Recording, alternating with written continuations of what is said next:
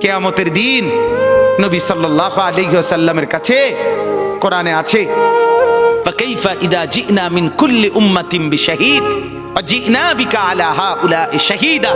নবীকে বলছে আল্লাহ, বন্ধু আপনার উম্মতের প্রত্যেকের আমলনামা আমি আপনার হাতে দেখাবো, আপনার হাতে, আপনার সামনে পেশ করব, আপনি দেখে কথা বলবেন আমার কাছে।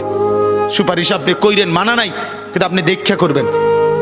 রাসূলুল্লাহ সাল্লাল্লাহু আলাইহি সাল্লাম যদি হাসরের ময়দানে এরকম আমলনামা খুলে উল্টায় আর পৃষ্ঠার পর পৃষ্ঠা দেখে ফজর নাই, জোহর নাই, আসর নাই, মাগরিব নাই, ঈশা নাই, শনিবার রবিবার, মদ জুয়া, অবৈধ উপার্জন, গান বাদ্য, নাটক, সিনেমা, জিনা, ব্যভিচার, বেহায়া, বেপর্দা সব উল্টায়।